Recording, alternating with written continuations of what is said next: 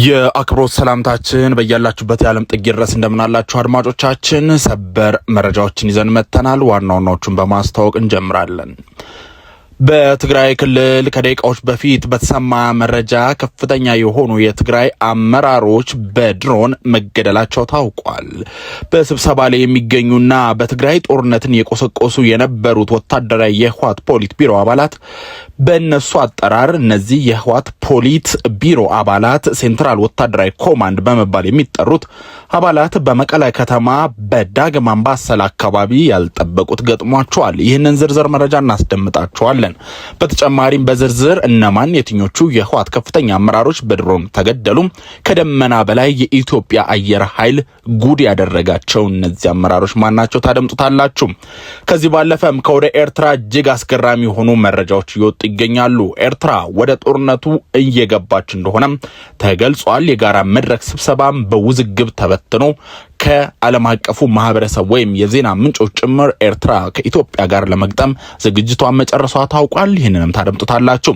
ከዚህ ባለፈም ከትግራይ ክልል ጋር በማበር የፌዴራል መንግስቱን ለመውጋት የተግደረደረች ያለችው ኤርትራ በትግራይ የተለያዩ ዝግጅቶች እንዲደረጉ ከማዘዟ ባለፈ የትግራይ ክልል ከፍተኛ አመራሮች ባወጡት ትዕዛዝ መሰረት የትግራይ ሚዲያዎችም ከምድር በታች ወደ ተቆፈረ ስቱዲዮ መሸጋገራቸውና ሌሎች ተያያዥ መረጃዎችንም የምናሰማችሁ ይሆናል። የኢትዮጵያ መንግስትና ህወሓት ለተጨማሪ ውጊያ እየተዘጋጁ መሆኑን የዓለም አቀፍ ማህበረሰብ እንዲሁም ከፍተኛ ተደማጭነት ያላቸው ሚዲያዎች ያወጡትን መረጃ እንዲሁም በሌላ መረጃ በተለይም ደግሞ የሀገራዊ ምክክር ኮሚሽን እንዲሁም በሀገራችን ኢትዮጵያ ላይ አሁን ላይ እጅጉን በብዙዎች ዘንድ መነጋገሪያ የሆነው ጉዳይ በፌዴራል ከተሞች አጀንዳ ላይ በተለይም ደግሞ አዲስ አበባ የማናት ወይም በማሰር ትካተት ወይም ትከለል በሚለው ጉዳይ ጋር በተያያዘ የተነሳውን አዲስ ውሳኔ ሀሳብ በመቃወም ምክክር ኮሚሽን ተወያዮች መድረክ ረግጠው እንደወጡ ታውቋል። እነማን መድረክ ረግጠው ወጡ? የአዲስ አበባ የቀጣይ ዕጣ ፈንታስ የማን ትሆናለች የሚለው ጉዳይ ጋር በተያያዘ የተነሱ ሀሳቦችና እጅግ መደመጥ ያለባቸው መረጃዎችን ዘርዘር አድርገን እናስደምጣችኋለን። በቀጣዩ 10 ደቂቃዎች አብራችሁን ስትቆዩ እነዚህና ሌሎች መሰማት ያለባቸው ዜናዎች ታደምጣላችሁ። ሁላችሁም ቪዲዮ ላይክ በማድረግ እንድትጀምሩ በትህትና እየጠየቅን እንዲሁም ለቻናሉ አዲስ ሆናችሁ ሰብስክራይብ በማድረግና የደወል ምልክቷን በመጫን ኦል የሚለውን በማብራት ቤተሰብ እንድትሆኑ በአክብሮት በመጋበዝ ነው። በቀጥታ ወደ ዝርዝር መረጃዎቹ እናልፋለን። ወደ ተገደሉት የህወሓት ቡድን ከፍተኛ አመራሮች የተመለከተውን መረጃ ከማድረሳችን በፊት በዓለም አቀፍ ሚዲያዎች እንዲሁም ተደማጭነትና ታማኝነት ባላቸው የተለያዩ የሚዲያ አማራጮች የወጡ መረጃዎችን በተለይም ደግሞ የትግራይ ኃይሎች፣ የኤርትራ ኃይሎችና የኢትዮጵያ ፌዴራል መንግስትን በተመለከተ የወጣውን መረጃ እናስቀድም። የኢትዮጵያ መንግስትና ህዝባዊ ወያኔ ሓርነት ትግራይ ወይም ህወሓት ታጣቂዎች ለተጨማሪ ውጊያ የሚያደርጉት ዝግጅት መቀጠሉን የተለያዩ ወገኖች አስታወቁ። የአውሮፓ የሰላም ተቋም መገናኛ ዘዴዎችና ሌሎች ምንጮችን ጠቅሶ እንደዘገበው የመቀሌና የአዲስ አበባ ግንኙነት ይበልጥ እየተበላሸ ነው። ሁለቱ ወገኖች የሚያደርጉት የጦር ኃይል ንቅናቄም ሌላ ጦርነት ሊጭር ይችላል የሚለውን ስጋት አንሮታል። ታዲያ ሁለቱ ወገኖች ልዩነታቸውን ሰላማዊ፣ ሁሉን አካታችና ገንቢ በሆነ ውይይት እንዲፈቱ ተቋሙ ጠይቋል። የአይን ምስክሮች በበኩላቸው በትግራይ ኃይል የሚባለው የታጣቂዎች ስብስብ በርካታ ተዋጊዎችን ወደ ምዕራብ ትግራይ ተብሎ በሚጠራው አካባቢ እያዘመተ እንደነበር መረጃዎች ወጥተው ነበረ። ታዲያ የትግራይ ተዋጊ የትግራይን ክልል ከአፋርና ከአማራ ክልሎች ጋር በሚያዋስነው ድንበር አካባቢ ምሽግ እየቆፈሩ መሆኑን የአይን እማኞች ምስክርነትን ሰጥተዋል። የኢትዮጵያ መከላከያ ጦር በአንጻሩ አማራና አፋር ክልሎች ከፍተኛ ወታደራዊ ንቅናቄ እያደረገ መሆኑን የአይን ምስክሮችም ተናግሯል። ከአፋር ክልል በደረሰው መረጃ መሰረት የክልል ዞኑ 4 የተለያዩ ወረዳዎችና ቀበሌዎች ተጨማሪ ወታደሮችም ሰፍረዋል። ነዋሪዎቹ በስም በዘረዘሯቸው ወረዳና ቀበሌዎች ወታደሮችን ከቦታ ቦታ ማንቀሳቀሱና ተጨማሪ ኃይል ማሰማራቱ እስከ ትላንት ማታ ድረስ ቀጥሎ እንደሆነም የደረሰን መረጃ ያመለክታል። ከዚህ ጉዳይ ጋር በተያያዘ የትግራይ ክልል ሚዲያም ከምድር በታች እየተቆፈረ እንደሆነና ምድር በታች ወደ ተቆፈሩ ስቱዲዮዎች ውስጥ እንደገቡ እንደተሸጋገሩ መረጃዎች ወጥተዋል።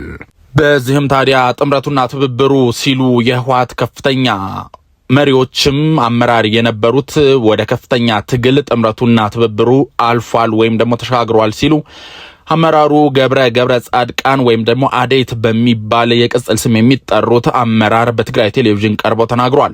ህወሓት የፌዴራል መንግስቱን በጦርነት ለመጣል ወደ ራያና አፋር ግንባር መካናይዝድ ጦሩን ጨምሮ የሚያስጠጋ እንደሆነና ያስጠጋ የሚገኝ ሲሆን መንግስትም ዝግጅት እያደረገ ይገኛል። የትግራይ ሚዲያዎችም ከመሬት በታች ወደ ተቆፈረ ስቱዲዮ ውስጥ መግባታቸውን የመቀሌ የመረጃ ምንጮቻችን ገልጸዋል። ከዚህ ጉዳይ ጋር በተያያዘ የኢትዮጵያ የፌዴራል መንግስቱ የመከላከያ ሰራዊት ሀገርን ድንበርን እየጠበቅኩ ያለሁት በትግራይ ባለው ሁኔታ በተለይም ደግሞ ሰሜናዊ የትግራይ አካባቢዎችን ድንበሩን እየጠበቅኩ ያለሁት በአየር ኃይል ብቻ ነው ማለቱ እየወጡ የሚገኙ መረጃዎች ማረጋገጣቸው የቅርብ ጊዜ ትውስታችን ነው። ታዲያ የኢትዮጵያ መንግስትና ህወሓት ለተጨማሪ ውጊያ እየተዘጋጁ ባለበት በዚህ ወቅት የተሰሙ ሌሎች እጅግ አነጋጋሪ መረጃዎች መካከልም ወደ ኤርትራ በተሰማው መረጃ ኤርትራ ወደ ጦርነቱ ልትገባ እንደሆነ ተገልጿል። የጋራ መድረክ ስብሰባም በውዝግብ መበተኑ ተሰምቷል። ኤርትራ ወደ ጦርነቱ ለመግባቷ ማረጋገጫ መስጠቷን የሻዕቢያ ጋር ጥብቅ ቁርኝት እንዳላቸው የሚነገርላቸው የትህነግ መስራቹ ኢንጂነር ግደይ ዘርአጽዮን በጋራ መድረክ ስብሰባ ላይ አስታውቋል። በስብሰባ የመረጃ ልውውጥ ወቅት የቀረበውን ይህን መረጃ ተከትሎ በአቶ ጂሬኛና በአቶ ነዕምአን መካከል በተፈጠረ አለመግባባትና ጸብ ሳቢያ ስብሰባው እንደተበተነ ከቦታው የወጡ መረጃዎች ያሳያሉ። በተለይም ደግሞ ኤርትራ በተለያዩ መንገዶች የህወሓት ቡድንን በመደገፍ እንዲሁም በውክልና ጦርነት በማድረግ ከዛም አልፎ ደግሞ በቀጥተኛ ተሳትፎ ከኢትዮጵያ መንግስት ጋር ጦርነት ለመግጠም ዝግጅቷን እየጨረሰች እንደሆነ እየወጡ የሚገኙ መረጃዎች ያሳያሉ። ከፌዴራል መንግስት በኩል እየወጡ ባሉ በተሰሙ መረጃዎችም የህወሓት ኃይሎችን እንዲሁም የሻዕቢያን ኃይል ባለፈ ሀገራችን ኢትዮጵያ እቅዷ ይህንን ጦርነት ወይም የመጣውን ጥቃት ከመሰንዘር ባለፈ የምስራቅ አፍሪካ ላይ የበላይነት ማሳደር እንዲሁም ከህዳሴው ግድብ ጥበቃ አልፎ እስከ ህንድ ውቅያኖስ ድረስ የበላይነት የመውሰድ ሐሳብ እንዳለ የሚጠቁሙ መረጃዎች ወጥተዋል። ይህም ያልነው የኢትዮጵያ ብሔራዊ ጥቅም እስከ ህንድ ውቅያኖስ ነው ሲሉ ብርጋዴር ጀነራል መሰረት ጌታቸው ከኢፌዴሪ መከላከያ ሰራዊት የሰጡት መረጃ የሚያሳይ ስለሆነ ነው። ማለትም ከኢትዮጵያ አየር ኃይል የኢትዮጵያ ብሔራዊ ጥቅም እስከ ህንድ ውቅያኖስ የሚደርስ መሆኑንና አየር ኃይሉም ይህንን ለማስጠበቅ አቅሙን እየገነባ እንደሚገኝ ገልጸዋል። የኢትዮጵያ ብሔራዊ ጥቅም በታላቁ የኢትዮጵያ ህዳሴ ግድብ ላይ ብቻ የሚገደብ ሳይሆን እጅግ ሰፊና እስከ ህንድ ውቅያኖስ የሚደርስ መሆኑን የኢትዮጵያ አየር ኃይል አስታውቋል። አየር ኃይሉ ምክትል አዛዥ ብርጋዴር ጀነራል መሰረት ጌታቸው እንዳሉት ተቋሙ ይህንን ሀገራዊና ቀጠናዊ ጥቅም ለማስጠበቅ የሚመጥን ቀጥተኛ እንዲሁም ጠንካራ አቅም ለመገንባት ሌት ተቀን በትጋት እየሰራ ይገኛል ብሏል። የኢትዮጵያ አየር ኃይል ምክትል አዛዥ የሆኑት እኚህ ብርጋዴር ጀነራል መሰረት ጌታቸው ከኢትዮጵያ ዜና አገልግሎት ጋር ባደረጉት ቃለ ምልልስ እንደገለጹት የኢትዮጵያ ብሔራዊ ጥቅም እጅግ በጣም ሰፊና እስከ ህንድ ውቅያኖስ የሚዘልቅ ነው። አየር ኃይሉም ለዚህ ሀገራዊና ቀጠናዊ ጥቅም የሚመጥን የላቀ የመከላከል አቅም ለመገንባት ሌት ተቀን እየሰራ ይገኛልም ብሏል። ምክትል አዛዡ አክለውም ባላጋራ ኃይሎችም የቱን ኃይል ፍላጎትና ዛቻ ቢኖራቸውም አየር ኃይሉ የመከላከል አቅም በየቀኑ እየጨመረ መምጣቱን በሚገባ ስለሚረዱት ጥቃት ከመሰንዘር መቆጠባቸውን ገልጸዋል። በሌላ በኩል አየር ኃይሉ ከአፍሪካ ሀገራት ጋር ሲነጻጸር አሁን ያለበት ደረጃ እጅግ ከፍተኛ መሆኑን የጠቆሙት ብርጋዴር ጀነራሉ በተለይም በቴክኖሎጂ በእውቀትና ራስን ችሎ በመስራት በኩል ኢትዮጵያ ከፍተኛውን ድርሻ እንደምትይዝ አስረድተዋል። እንደ ምክትል አዛዡ ገለጻ ለበርካታ የአፍሪካ ሀገራት ተቋሙን ለመጎብኘት የሚመጡ የልዑካን ቡድን አየር ኃይሉ ውስጥ ያለውን ዘመናዊ አሰራር ሲመለከቱ ከጠበቁት በላይ ይሆንባቸዋል። በዚህም ምክንያት ከኢትዮጵያ አየር ኃይል ጋር በጋራ እንስራ የሚሉ ጥያቄዎች በስፋት የሚቀርቡ ሲሆን ባለፉት 3 ወራት ብቻ ከ3 በላይ ከሚሆኑ የአፍሪካ ሀገራት ጋር በጋራ ለመስራት የሚያስችሉ የትብብር ስምምነቶች መፈረሙን ጠቁመዋል። መረጃ የምንጫችን አዲስ ማለዳ ነው። እጅግ የምናከብራችሁ አድማጮቻችን ወደ ተከታዩ መረጃችን ስናልፍ ወደ ተገደሉት የአሸባሪው የህወሓት ቡድን ከፍተኛ አመራሮች ከማለፋችን በፊት ማለትም ከዚህ ቀደም በህዝብ ተወካዮች ምክር ቤት በሽብር ተፈርጆ የነበረው እንዲሁም በፕሪቶሪያ ስምምነት እርቅ ውስጥ ገብቶ ከፌዴራል መንግስቱ ጋር በተወሰነ መልኩ በሰላም ቆይቶ አሁን ዳግመኛ ሀገርን ለመበጥበጥ እንዲሁም የትግራይ ህዝብን ለመበደል የዘጋጀት ላይ የሚገኘው ይህ ኃይል የተገደሉበትን የህወሓት አመራሮች ከፍተኛ አመራሮች መገደላቸውና የተገደሉበትን ሁኔታ እንዲሁም ስማቸውን ከመጥቀሳችን በፊት አንድ ጥብቅ የሆነ መረጃ እናስቀድም። በዚህም እጅግ አነጋጋሪ የሆነውና በፌዴራል ከተሞች አጀንዳ ላይ የተነሳውን አዲስ የመወያያ ሀሳቦች ከዛም የውሳኔ ሀሳቦችን በመቃወም የምክክር ኮሚሽን ተወያዮች መድረክ ረግጠው መውጣታቸው በብዙዎች ዘንድ መነጋገሪያ ሆኗል። በፌዴራል ከተሞች አጀንዳ ስር ሲካሄድ በነበረው የምክክር መድረክ ላይ የተሳተፉ የቡድን ሰባት ተወያዮች ከኦሮሞ ብልጽግና ወይም ኦህዴድ ተወካዮች ውጭ ያሉ ሁሉም ብሔር ተወካዮች የቀረበውን አዲስ ውሳኔ ሀሳብ በመቃወም መድረኩን ረግጠው መውጣታቸው ተገልጿል። ላለፉት 4 ሳምንት ያህል ሲካሄድ በነበረው በዚህ ውይይት በተለይም በአዲስ አበባ ከተማ የወደፊት አስተዳደራዊ ወሰንና አወቃቀር ላይ ትኩረት ያደረጉ 4 ዋና ዋና አማራጮች ቀርበው ሲመከሩበት ሰንብተዋል። አማራጮቹም አዲስ አበባ ራስ ገዝ የፌዴራል አካል፣ ራሷን የቻለች ክልል ወይም የኦሮሚያ አካል ትሁን የሚሉ ነበሩ። በውይይቱ ወቅት አብዛኞቹ ተሳታፊዎች ከተማዋ የፌዴራል አካል መሆን አለባት የሚለውን ሐሳብ በስፋት የደገፉ ሲሆን ለምሳሌ 48 አባላት ባሉት አንድ ቡድን ውስጥ 44ቱ ተወካዮች የፌዴራል አካል እንድትሆን ሲደግፉ 4ቱ ደግሞ ከኦሮሚያ አካል እንድትሆን በሚል ምክር ሐሳብ ማቅረባቸው ተጠቅሷል። በሌሎች ተመሳሳይ ቡድኖችም ተመሳሳይ የድምጽ ውጤት እንደነበረ ተመልክቷል። ሆኖም ግን ላለፉት 3 ቀናት ከብልጽግና ጽሕፈት ቤት የተጻፈ ደብዳቤ መሰረት ላለፉት 30 ቀናት ውይይት ያልተደረገበት አዲስ አጀንዳ ማስገደድ ከመጀመሩም ተነግሯል። አዲሱ መመሪያ አዲስ አበባ የኦሮሚያ ዋና ከተማና የፌዴራል መቀመጫ ትሁን የሚል አጀንዳ እንዲሁም አዲስ አጀንዳ በ250 የቡድን ውይይቶች ውስጥ እንዲካተት ማስገደዱ ተገልጿል። ጸሐፊዎች ለአንድ ወር ሙሉ ሲወያዩበት የነበረው ምክረ ሐሳብ ወደ ኋላ መልሰው ይህን አዲስ አጀንዳ በማስገባታቸው ምክንያት ከኦሮሚያ ተወካዮች ውጭ ያሉ የሁሉም ክልል ተወካዮች ሰነዱን አንፈርም በማለት መድረኩን ረግጠው ወጥተዋል። በተመሳሳይ መልኩም በሌሎች 7 ቡድኖች ውስጥ ሲወያዩ የነበሩ ከኦሮሞ ተወካዮች ውጪ ለነገው የ500 አባላት ውይይት ኦሪየንቴሽን ለመውሰድ በመዘጋጀት ላይ የነበሩ ተሳታፊዎች በሙሉ ግቢውን ጥለው መውጣታቸውን ተሳታፊዎች ለመረጃ ምንጮቻችን ተናግረዋል። እጅጉን የምናከብራችሁ አድማጮቻችን ስለዚህ ጉዳይ ሐሳብ አስተያየቶቻችሁን እንድትሰጡ እየጋበዝን ወደ ቀጣዩና በመግቢያችን ላይ ወዳስነመጥናችሁ አነጋጋሪው ሰበር መረጃችን እናልፋለን።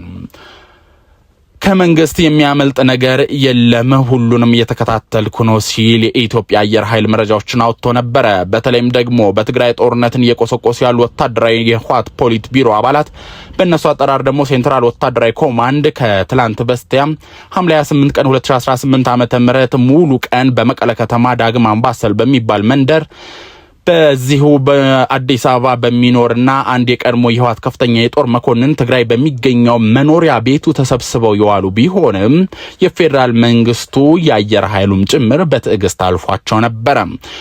ከዚህ በኋላ ግን እጅግ አሳዛኝ የሆነ ነገር በዛሬው ዕለት ከደቂቃዎች በፊት ገጥሟቸዋል። ከዚህ ቀደም ማለትም ከ2 ቀን በፊት የነበረው ወይም የሆነው የፌዴራል መንግስቱ በትዕግስት ያለፋቸው ሁኔታ እንዲህ ነበረ።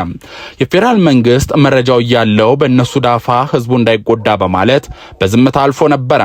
ታዲያ እያንዳንዱ እንቅስቃሴ ህዝባችን እየተከታተለ መረጃ እየሰጠ ቢሆንም በተጨማሪም በቴክኖሎጂ ይህ ክትትል ለመንግስት አዲስ እንዳልሆነና ለማንኛውም ህዝብ ከነዚህ የህወሓት ከፍተኛ አመራሮች መራቅ እንዳለበት መረጃ ሲሰጥ ቆይቷል። በተለይም ደግሞ ከደመና በላይ በተለያዩ ቴክኖሎጂዎች ሲመለከታቸው ሙሉ መረጃ ሲደርሰው ነበር።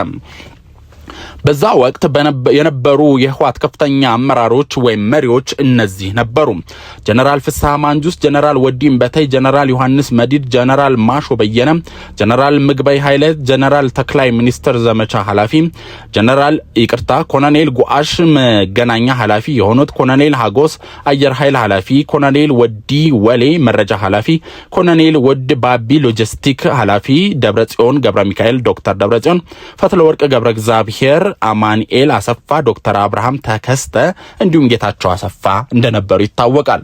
ታዲያ የፌዴራል መንግስት በትዕግስት ይህንን ስብሰባቸውን ካለፋቸው በኋላ ዳግመኛ በዚሁ አካባቢ ግን መኖሪያ ቤቱን ቀይረው ስብሰባ ላይ በነበሩ የህወሓት ከፍተኛ ወታደራዊ አዛዦች ወይም መሪዎች ከዚህ ቀደም በተለይም ደግሞ በፈረንጆቹ አቆጣጠር 2021 እንዲሁም 2022 በዚህ ጦርነት በከፍተኛ ሁኔታ በአፋር አካባቢ እንዲሁም በአማራ ክልል ሰሜን ወሎ ወልዲያ እንዲሁም አካባቢው ላይ የህወሓት ቡድንን ሲመሩ ሲያደራጁ እንዲሁም እስከ ደሴና ኮምቦልቻ ድረስ በመምራት የነበሩ ከፍተኛ የህወሓት አመራሮች በዛሬው ዕለት መገደላቸው ታውቋል።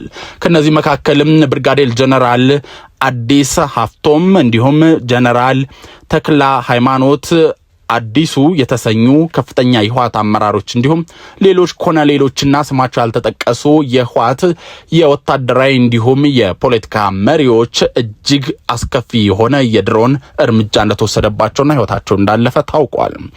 የፌዴራሉ መንግስት ከምድር በላይ ማለትም በአየር ኃይሉ የድሮን እንቅስቃሴ በማድረግ ከደመና በላይ ያንዳንዱን የህወሓት አመራሮችን እንቅስቃሴ እየተቆጣጠረ እርምጃ ሊወስድ እንደሚችልም እንደሚጠበቅ የተለያዩ ዓለም አቀፍ የመረጃ ምንጮችም በተለይም ደግሞ የህወሓትና የፌዴራል መንግስቱን አሁን ላይ ያለውን ውጥረት በማስመልከት በሚያወጧቸው ዘገባዎች እያካተቱት ይገኛሉ። የፌዴራል መንግስቱን በእነዚህ ሚዲያዎች አገላለጽ አድቫንቴጁን በአየር ኃይሉ ይወስድባቸዋል በማለት እንዲሁም ከፍተኛ የሆነ የኃይል ልዩነት እንደሚኖርም በዚህ መልኩ እየገለጹ ይገኛሉ። ምናልባት የኤርትራ ኃይል ወደ ትግራይ ክልል በመግባት እንዲሁም ሌሎች የኢትዮጵያ ታሪካዊ ጠላቶች ድጋፍን በማድረግ በመሳሪያ እንዲሁም በሰው ኃይል ድጋፍ በማድረግ ከፌዴራል መንግስቱ ጋር ጦርነት ሊገጥሙ እንደሆነም መረጃዎች በስፋት እየወጡ ይገኛሉ። እነዚህና ሌሎች መደመጥ ያለባቸው የተረጋገጡ ዜናዎችን ከዚህ በኋላ ይዘን እንመለሳለን። አብራችሁ ስለቆያችሁ ከልብ እያመሰገንን በዚሁ ተሰናበትናችሁ። በቸር ቆዩን።